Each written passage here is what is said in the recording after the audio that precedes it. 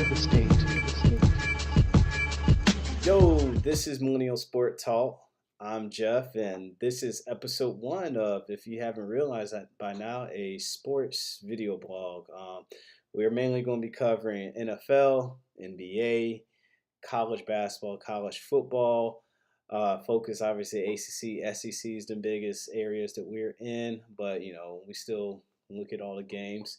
And Premier League soccer is the as you see right here, Man U is my team. So I will be covering all of that in above, and in addition to just any. I mean, I watch all sports, hockey, but everything else, baseball and La Liga, Serie A or Calcio A, it doesn't matter what it is. If it's something to talk about, we're gonna talk about it. So let's go ahead and get down to it. So for starters, let's talk about some of the off-season events that have been going on. You had the Le'Veon Bell contract, you had Kelvin Benjamin and Cam Newton getting into it.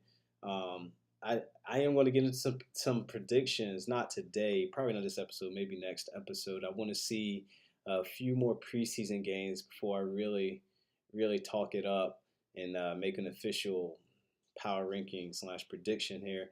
But for starters, I mean, Le'Veon Bell, it's an exhausting subject. Let's just be honest. It's exhausting to me. I mean, I've been hearing about it and thinking about this. If you're a Steelers fan, you've been aware of this situation for feels like 3 years now, but it's really only been two legit years. And in reality, this isn't his last season. It's Steelers. It's just there is a slight chance that we know the Steelers will apply the transition tag on him, but it's after that, it's anybody's guess who's going to offer to pay what. And Pittsburgh, I do feel like they will match most offers, but I do also feel like Bell's going to be the type of guy who's going to take that ludicrous offer regardless of where it is. He doesn't care if somebody offers him 50 million guaranteed with an $80 million deal, which I admit is I could see a dumb team doing. It's a stupid contract, but somebody's dumb enough to do it. Tampa Bay, who knows? There's a lot of different teams that they could do it. I mean, he is regarded as one of the best running backs that's going to block. He's going to do everything for you. And he could find that value, but whoever gives that contract, they're not going to be good. I'm sorry. Not unless they just have a ton of just cap space just sitting around. Like, for example, at Jacksonville, if Jacksonville had Bell, wow, they will be so much better. And I don't know if they have still. I don't even think they have cap space anymore. But yeah, I mean, you look at Todd Gurley's contract. That's a very good indicator. I mean, I don't know if anybody's seen Bell's tweet and he's like smiling or whatever, and think he's proven a point. But if anything, Gurley's contract hurt him. Gurley's only getting 11 million per year when you factor in the 2 years left on his rookie deal. So in reality, Gurley has a better outlook than him. He's 4 years younger than him. And although he hasn't done the production that Bell has the last couple of years, nobody's doubting that he can't do it once you get weapons around him. If you look at Bell's offense, if you put Gurley in that offense, Gurley will be just as productive, if not more productive, because Gurley has more of a home run hit, and he's a better red zone threat, I think. So, yeah, no, Bell, reality, he shouldn't get a better deal than what Gurley got. But there are some desperate teams, and sometimes they live in alternative reality. So that's my take on it. You guys leave your comments on there. I know a lot of people want to stand up for Bell, but ultimately, look at the NFL. Look at the best running backs. All the best running backs are not on their second deal.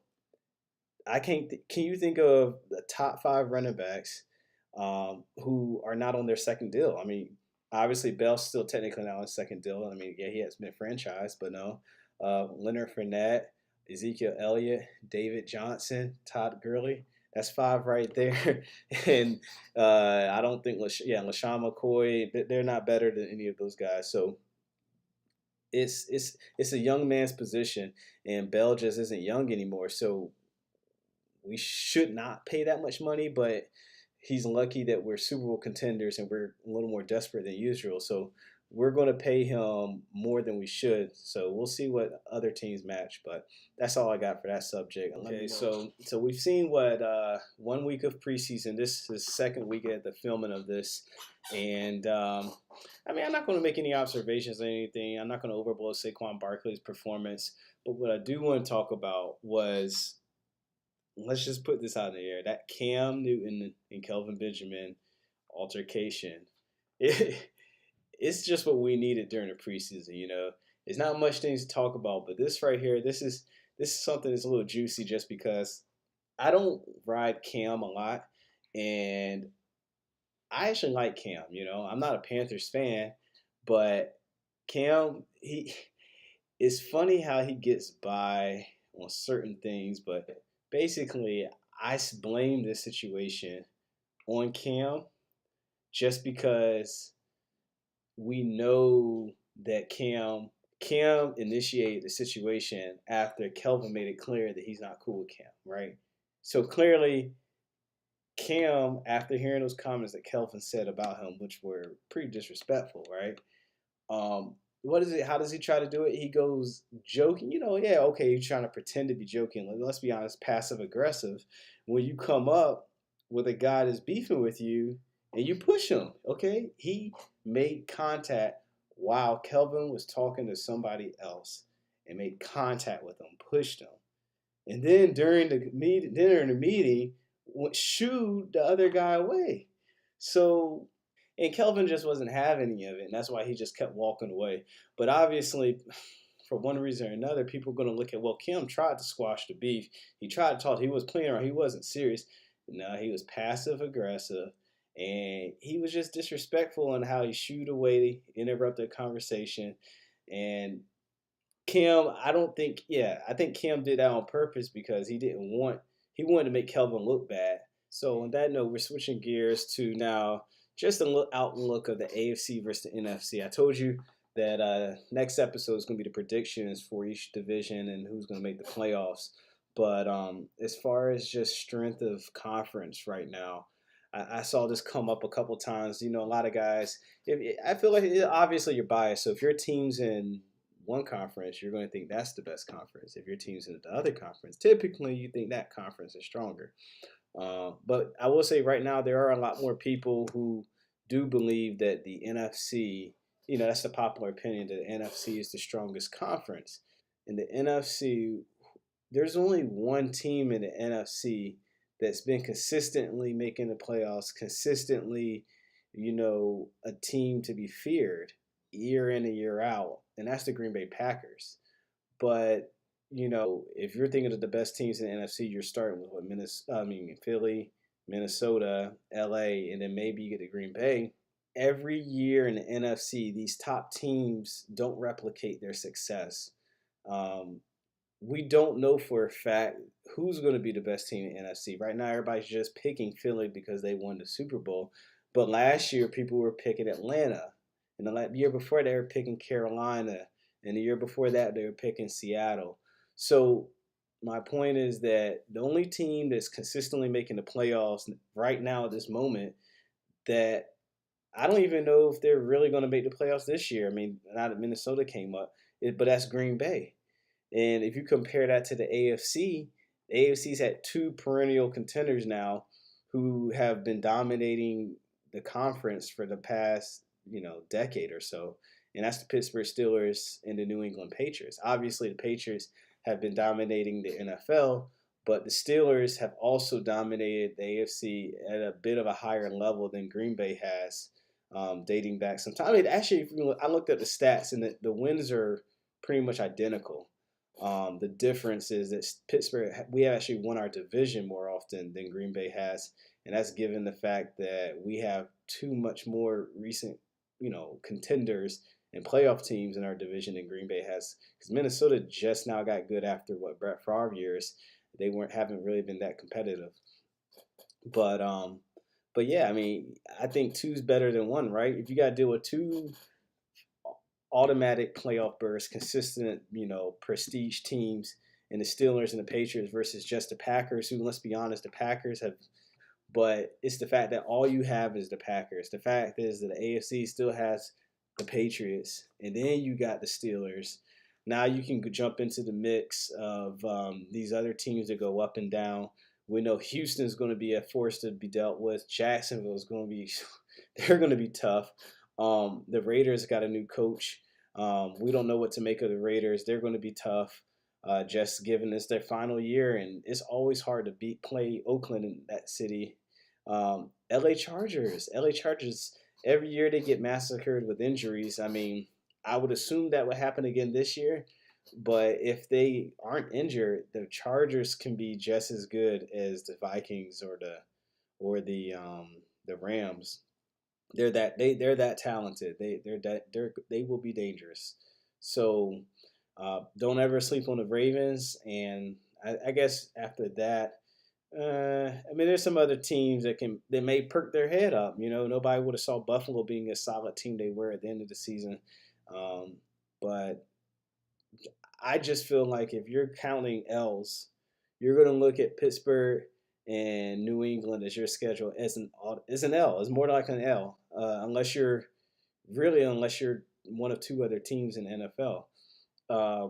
If you look at the NFC, you don't know what you're going to get. It's a mixed bag. I mean, Philly, I think, yeah, but Green Bay hasn't been scaring anybody, especially after Rodgers came off that injured riddled season. So we know they'll be good, but we know that defense is really bad, and we know that it's like this. It's a roller coaster in the NFC. The AFC got two giants you got to deal with.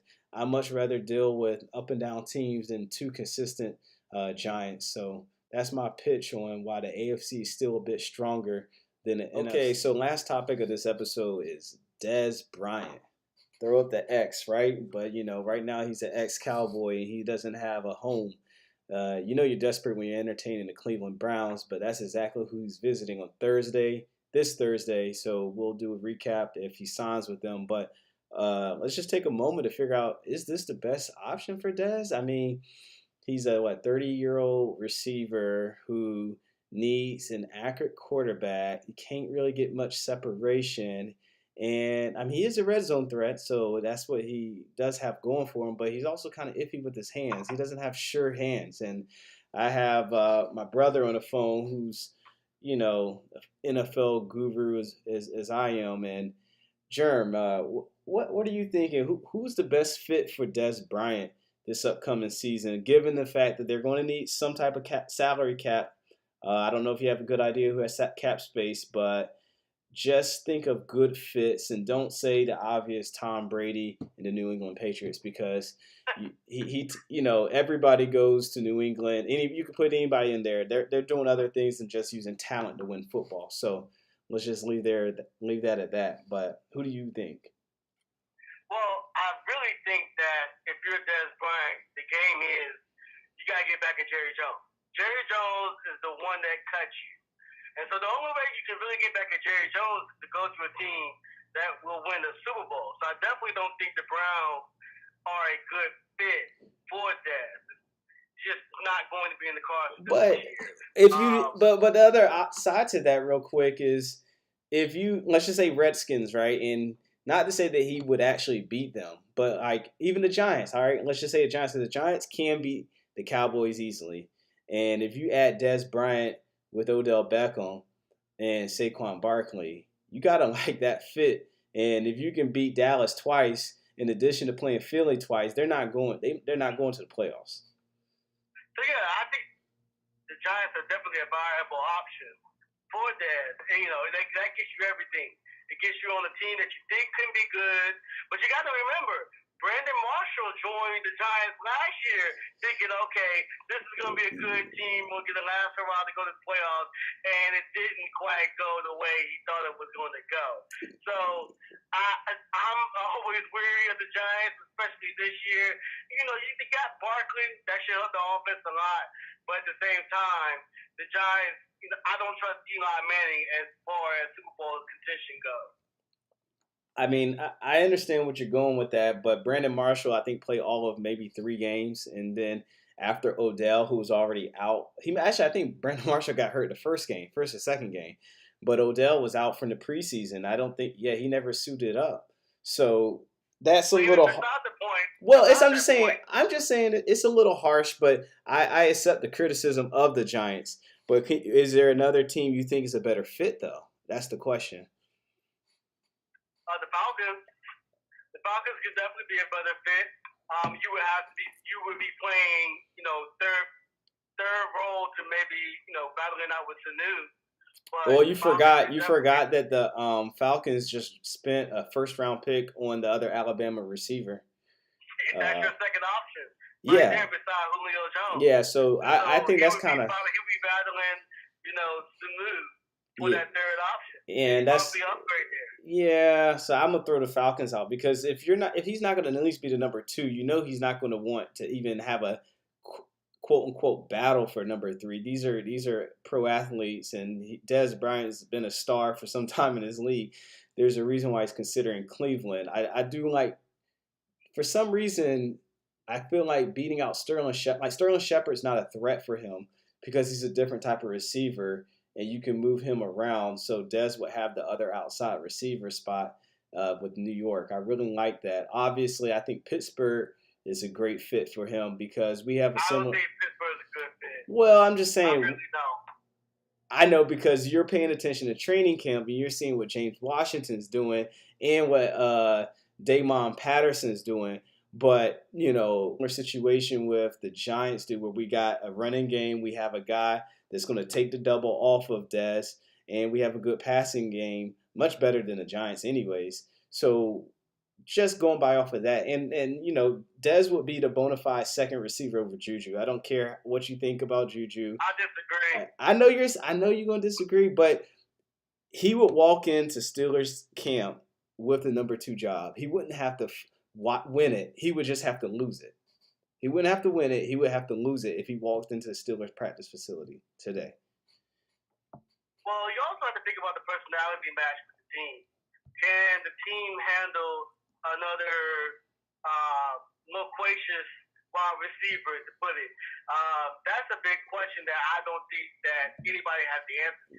Yeah, exactly. Because nobody has the answer for that question for anybody. So that's why I don't really bring up those, the subjective errors when we're just talking hypothetical, anyways. Because you never know what's going to happen between guys. Who would have thought that when we had LeGarrette Blount, that him and Bell would be best friends, but then the rest of the team would be his enemy.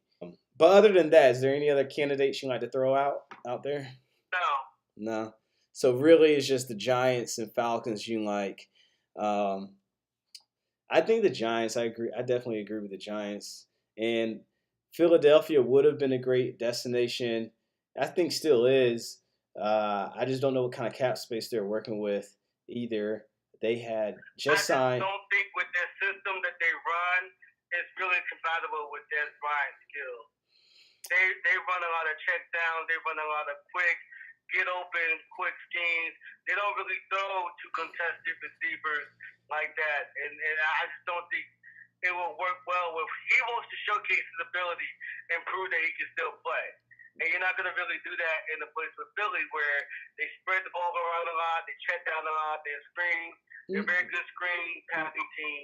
And I just don't think that's a good fit. I think that's going to be helping him actually because with those quick passes, he's going to be able to have a little more space. I mean, the way, like you said, they mix up their game plan a lot better than what Dallas did. He's not going to be asked to just run down the field on post routes and get double teamed all the time. So I think, and like you said to your point earlier, that he needs to be on a Super Bowl contender team. So I think he'll beat out Mike Wallace. I mean, Mike Wallace will be used for what he's used for, obviously, just stretching the field.